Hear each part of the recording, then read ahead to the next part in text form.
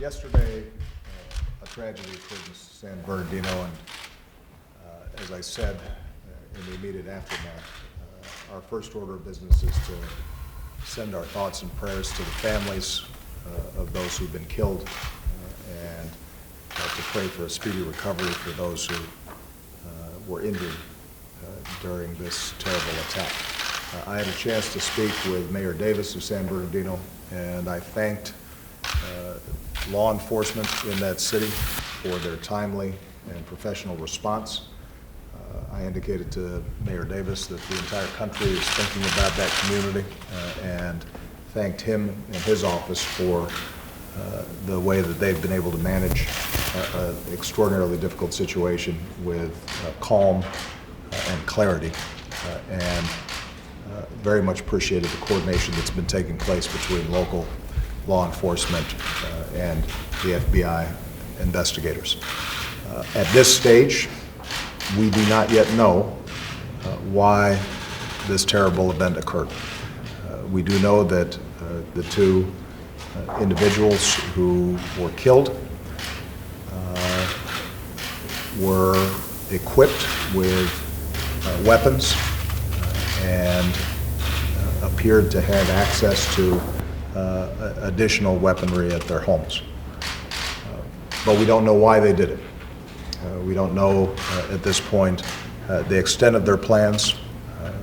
We do not know their motivations.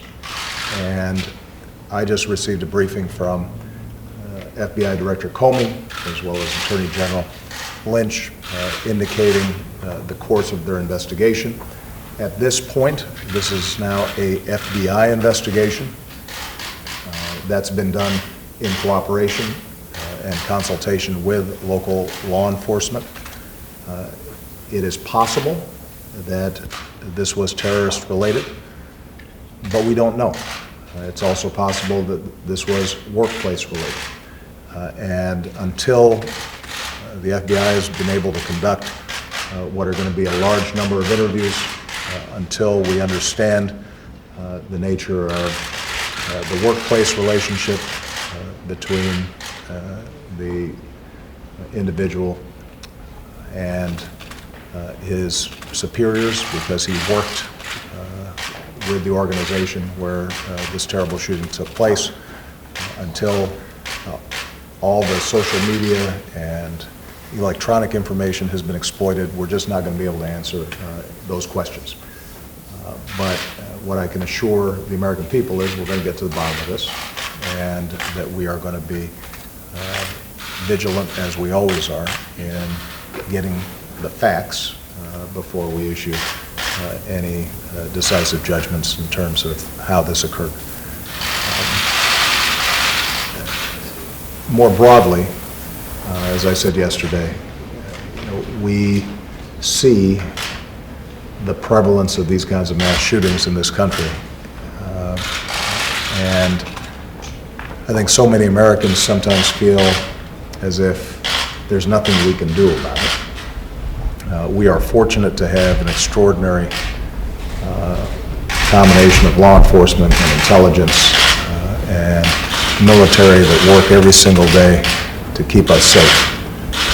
But we can't just leave it to our professionals to deal with the problem of these kinds of horrible killings.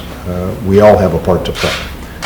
And I do think that as the investigation moves forward, it's going to be important for all of us, including our legislatures, to see what we can do to make sure that when individuals decide that they want to do somebody harm, we're making it a little harder for them to do it.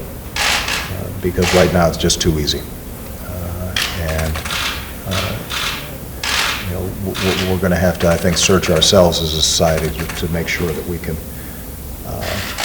take basic steps that would make it harder, not impossible, but harder for individuals to get access to weapons. So there will be, I think, a press conference later today led by the Attorney General.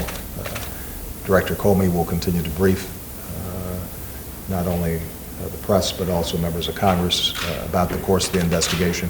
Our expectation is that this may take some time before we're able to sort it all through.